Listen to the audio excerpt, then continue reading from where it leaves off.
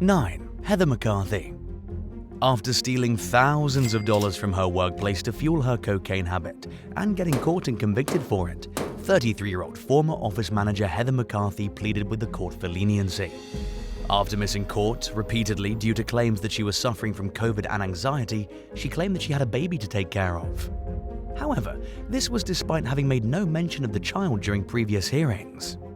The judge was skeptical but didn't want to separate a mother and child. Taking McCarthy at her word, he imposed an 8-month suspended prison sentence, sparing her from any time behind bars as long as she abided by the court's terms.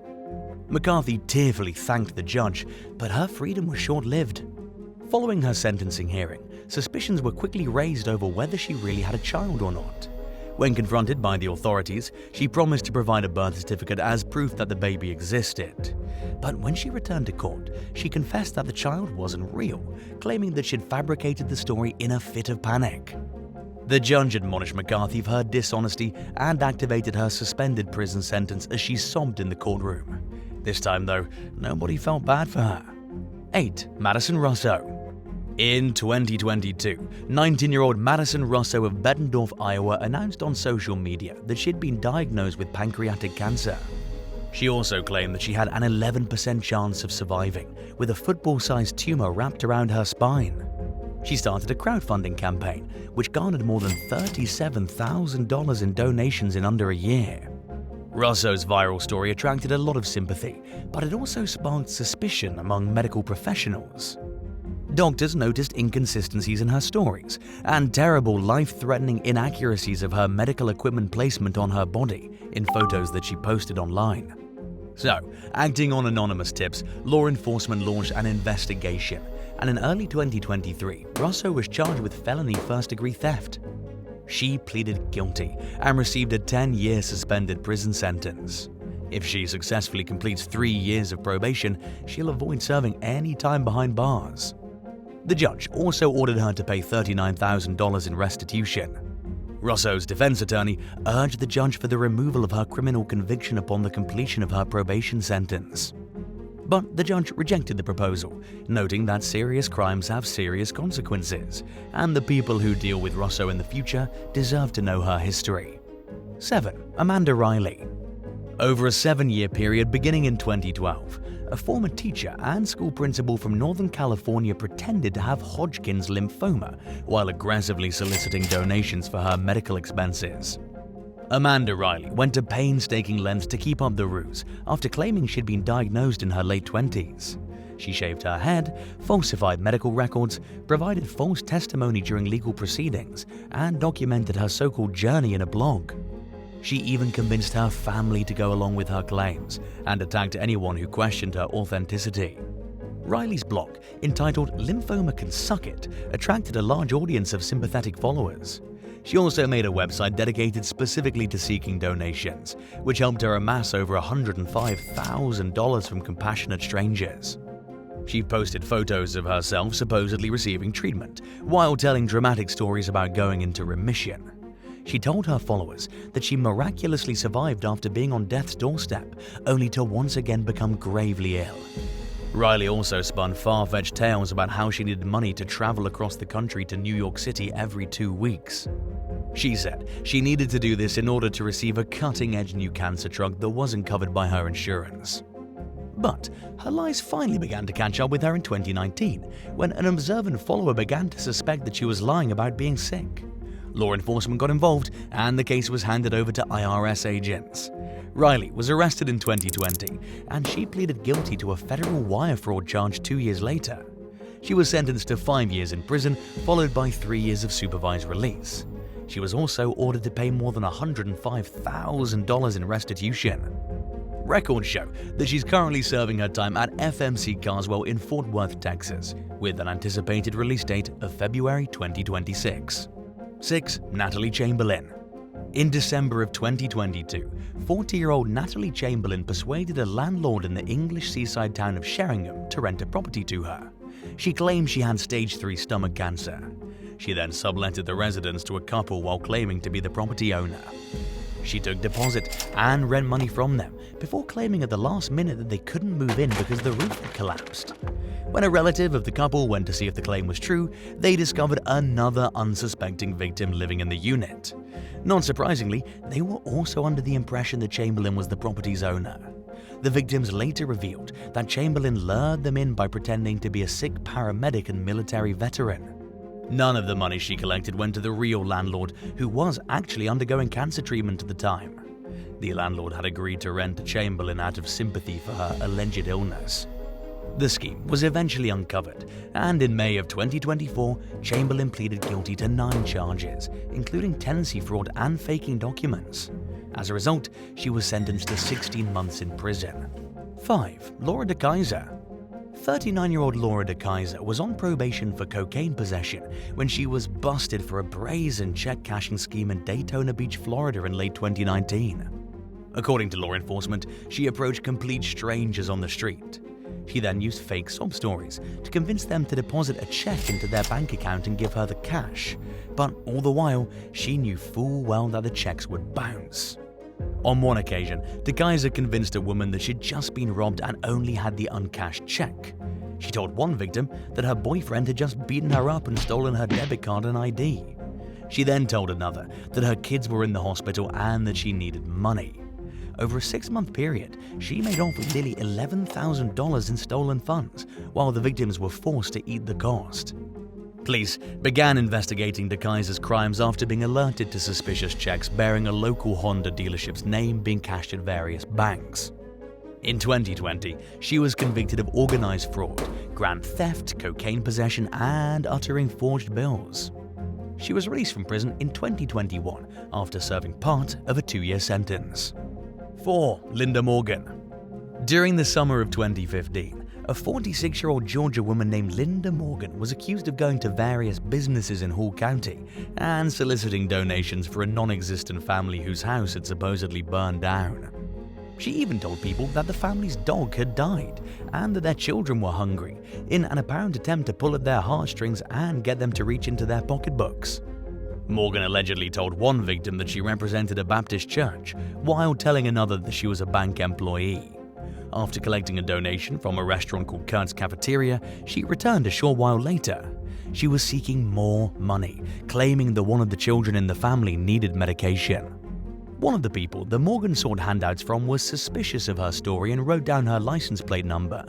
She turned the information over to police, who investigated and determined that the entire fundraising campaign was a sham. According to law enforcement, she admitted to scamming people and said that she was using the money to buy fancy dog food. Morgan was charged with false statements by a telephone solicitor and 2 counts of impersonating a public employee.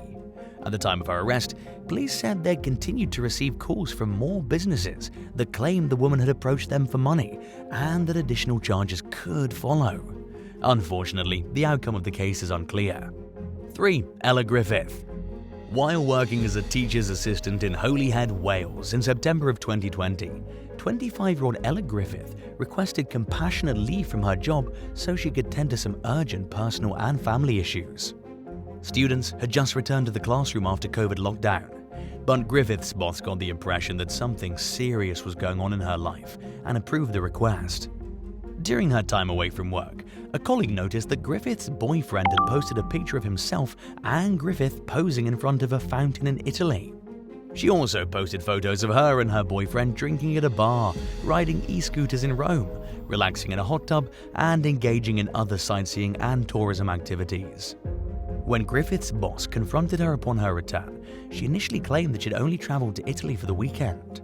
But she knew she wasn't going to get away with lying when her boss requested a copy of her flight ticket as proof.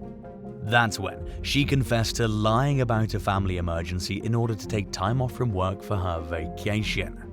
Griffith left her job and was ultimately found guilty of 4 out of 5 misconduct allegations. She could have been stricken from the teaching register altogether, but received the lesser punishment of a 1-year suspension from teaching. 2. Patricia Wooten. Acting on a tip in February of 2014, police stopped and searched an alleged career scammer named Patricia Wooten in South London.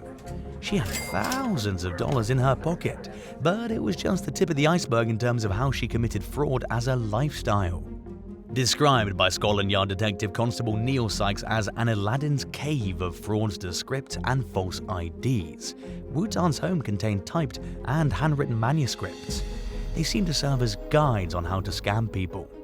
Sykes said that the books were filled with suggested stories for scammers to use to gain their victims' sympathy. One such story was about being widowed in the 9/11 terror attacks on New York City's World Trade Towers. Another example advised the scammer to tell their victim that they needed rent money after spending theirs on another necessary expense. The stories all had the underlying theme of someone experiencing a tough time and needing help. Additionally, the scammer often claimed to be waiting on a large payout but needed money in order to access their funds or to carry them over in the meantime. Wutan also offered advice on conversation tactics, including to let the victim do most of the talking and to stay calm and moody when interacting with targets on dating sites. In addition to the swindling handbooks, police discovered that an elderly Swiss man had deposited tens of thousands of dollars into Wutan's bank account. The victim told investigators that a woman he met on a dating site had told him she needed money in order to access her inheritance from her late father's estate. After wiring the money, he made plans to meet with the woman in France, but she failed to show up. Prosecutors concluded that Wutan likely wasn't the scammer in that case, but that she'd helped the scammer launder the victim's money. Wutan denied writing the manuscripts, but a handwriting expert concluded that she had written them. So, in early 2016, she was found guilty of 2 counts of possession of articles for use in fraud, and as a consequence, she was sentenced to 2 years in prison. And now for number 1. But if you want to hear even more stories, stay tuned for some extra content that you might have missed. 1. Matthew Farmer. During the auditions for Season 12 of American Idol in 2013, a handsome young man in his 20s named Matthew Farmer walked out onto the floor with his young daughter in his arms. He claimed that a medication he took for a brain injury he suffered while serving in the military overseas had rendered him sterile, and that the little girl's birth was a miracle. Farmer told the judges that he got his brain injury in an IED explosion in Iraq, but the soldiers he served with there were quick to call him out for lying on stolenvalor.com. They claimed that Farmer's brain injury was caused by drinking while on Accutane, a powerful acne medication that patients are advised not to consume any alcohol with. A man claiming to be his former roommate wrote, he was never involved in one single direct fire engagement, was never wounded, and made up this whole lie in a bid to get onto American Idol. Farmer initially denied lying about the IED explosion, claiming that the show's producers pieced together parts of his interview to misconstrue his words. However, he eventually confessed that he'd made the story up and admitted to having a lifelong lying problem. But he denied claims that he'd been kicked out of the military.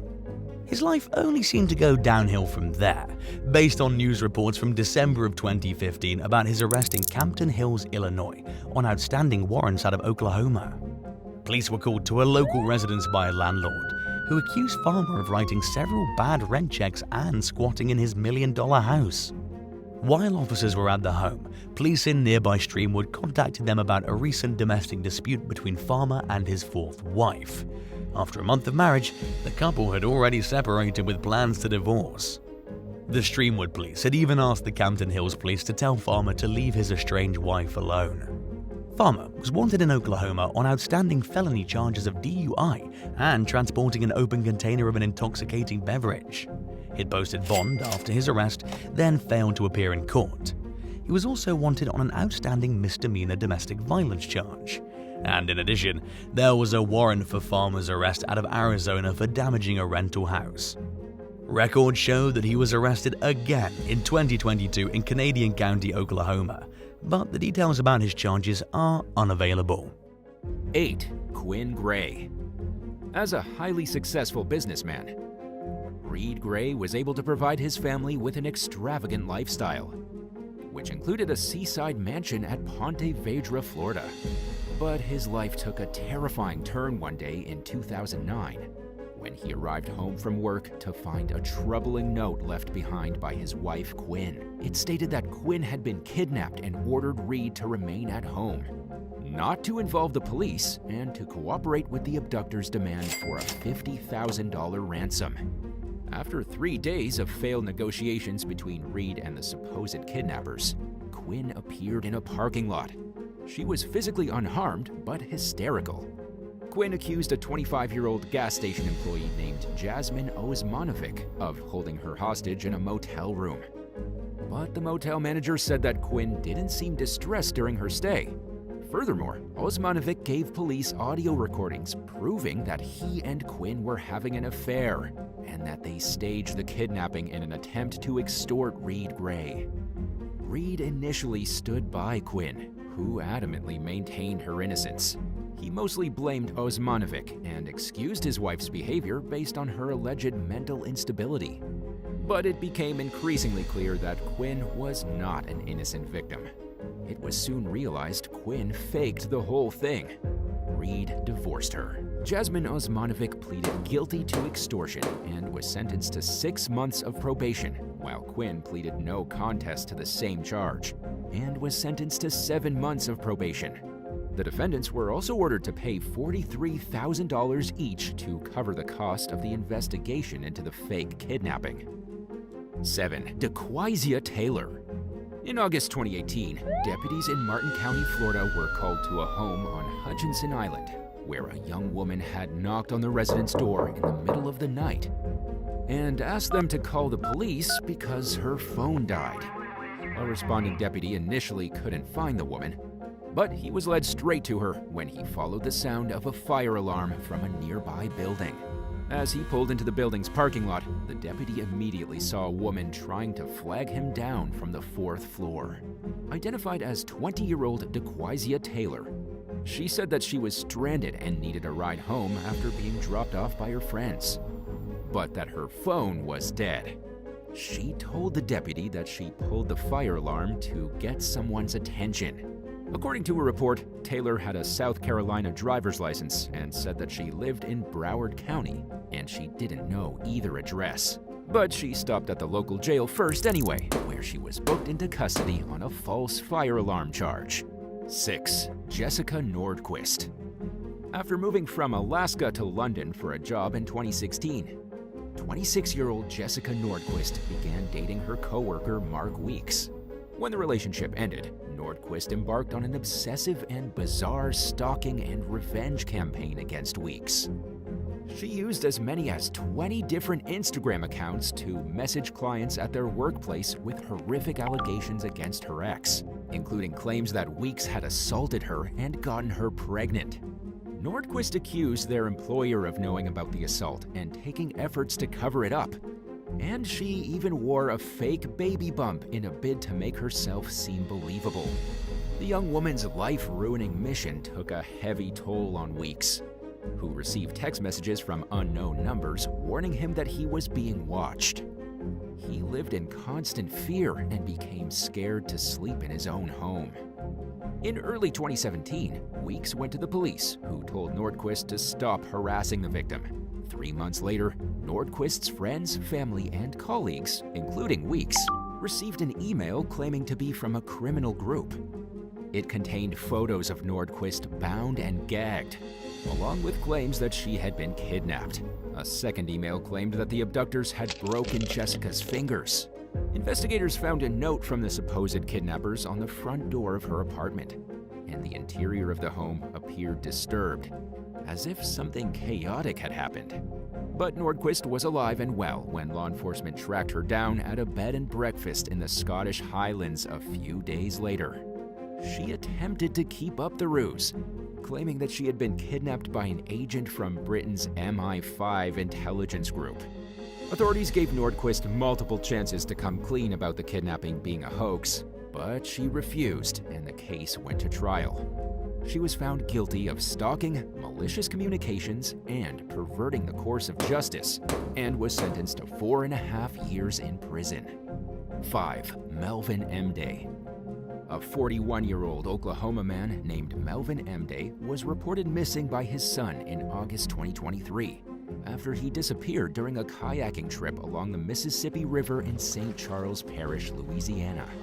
M. Day was seen falling overboard in the middle of the night, leading authorities to initially believe that he had drowned. A large-scale search ensued, but failed to turn up any trace of M. Day. In the meantime, investigators discovered that the missing man was facing serious assault allegations in North Carolina and was due in court on the very day he vanished. Authorities suspected M-Day of faking his death in an attempt to escape his legal problems, but they remained tight-lipped to avoid tipping him off about their suspicions. Detectives tracked M-Day's movements leading up to his disappearance via an ankle monitor he was wearing as a requirement of his bail. He was seen purchasing a prepaid phone at a Walmart store and appeared to be using it after he went missing. But he only turned it on for brief periods before it became inactive, and his trial went cold. Over a month later, he was pulled over on a motorcycle in Tift County, Georgia, for driving without a license plate. He crashed the bike while attempting to flee, and then tried to outrun law enforcement, but was quickly apprehended. M-Day allegedly provided a fake name, but was identified through fingerprints, and will now face the charges that he tried so desperately to escape. 4. Sabrina Belcher. During her campaign to become the next mayor of Sumter, South Carolina in 2020, 29-year-old Sabrina Belcher posted footage of what appeared to be an armed kidnapping on Facebook Live. The 3-minute video showed Sabrina sitting in the driver's seat of a vehicle as a man, who was out of the camera's view, grabbed her by the hair and ordered her to drive. She screamed for the man to stop as he struck her and continued to verbally abuse her. At some point, Sabrina stopped the car and got into a physical struggle with the man. She could be heard screaming, "I have kids, I have kids," as the mystery assailant struck her in the midsection with what appeared to be a metal bat. The video ended with the man smashing out Sabrina's car windows and dragging her out of the vehicle. Sabrina eventually turned up at a police station and claimed that the ordeal began at a car wash where she was assaulted by an unknown black male. She eventually admitted to knowing the suspect as Jalen Rogers, but it was later determined that she gave the police a fake name.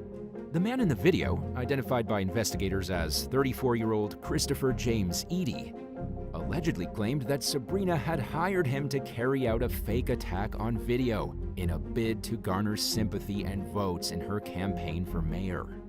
An arrest warrant claimed that Belcher and Eady conspired to make it look like one of her political opponents was involved in the phony attack.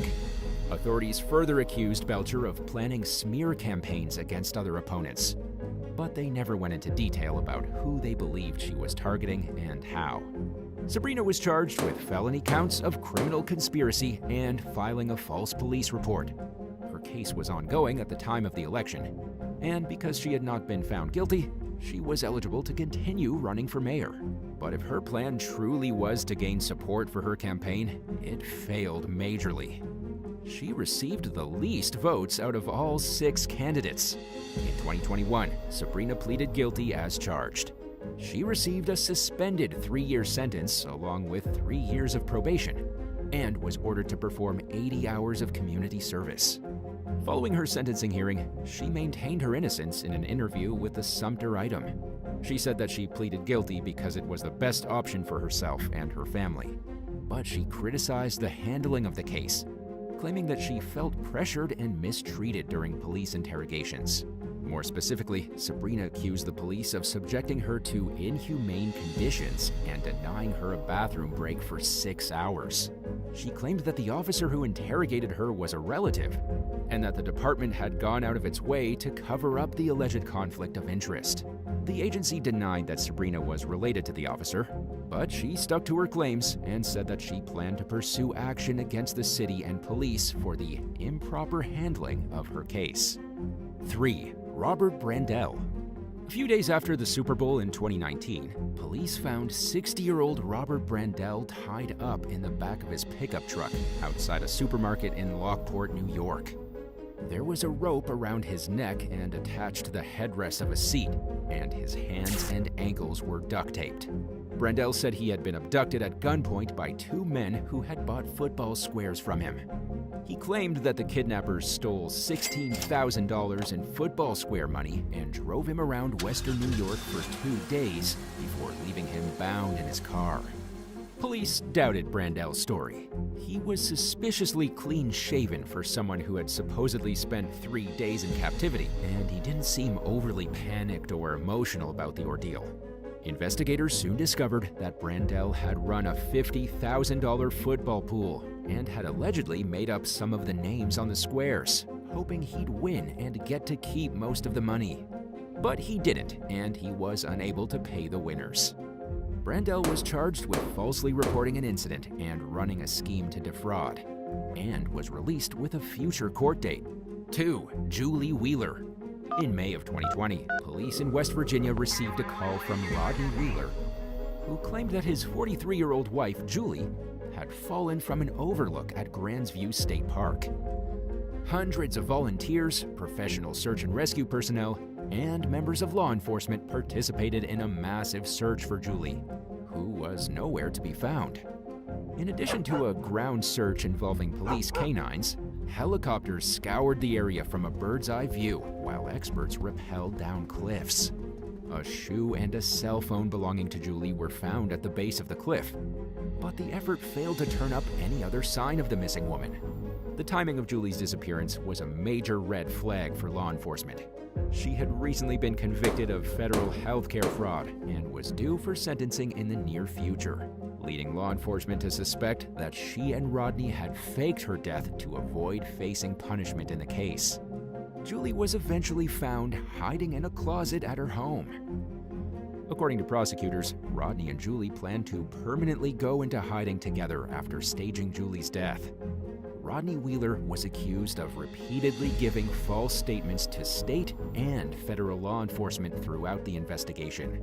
He also made at least one Facebook post containing false claims about his wife's accident, needlessly sending the couple's friends, loved ones, and the community into panic and heartbreak. Rodney pleaded guilty to obstruction of justice and was sentenced to 2 months in federal prison, followed by 6 months of house arrest and 3 years of supervised release. The consequences were much harsher for Julie. In addition to receiving a 42-month federal prison sentence for healthcare fraud, she was ordered to serve a consecutive 12-month term for conspiracy to obstruct justice. After serving her federal time, Julie will then go to state prison, where she'll serve consecutive terms of 1 to 5 years for conspiracy to commit a felony, and 1 to 10 years for a fraudulent scheme charge. 1. Joanna Grenside. When 25-year-old aerobics instructor Joanna Grenside failed to show up at her job in Harpenden, England 10 days before Christmas in 1992, her coworkers reported her missing. Her locked car was found in the business's parking lot with her personal attack alarm laying on the ground nearby. Joanna's disappearance sparked a massive and costly search by law enforcement, who put other cases on the back burner in order to look for the missing woman. 2 days later, she reappeared at her workplace disheveled and covered in mud.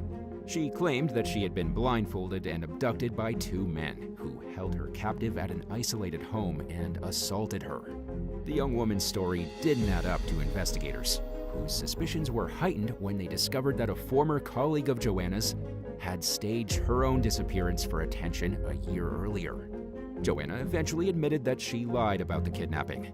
She initially failed to give a clear reason for the hoax, but it was later learned that she suffered from an eating disorder and couldn't face the temptation to overindulge at holiday parties. Authorities pursued criminal charges against Joanna for the enormous waste of police resources that were needlessly squandered based on her deception and lies. She avoided jail time with a conditional discharge and was also spared from repaying the £20,000 that police spent on the investigation. Would you rather get caught lying about an emergency in order to take the day off work for a fun activity, or get caught lying about a family member in crisis in an attempt to get out of a speeding ticket? Let me know in the comments down below. And while you're at it, be sure to leave a like and subscribe to the channel. Thanks so much for watching, and we hope to see you in the next one. Bye for now.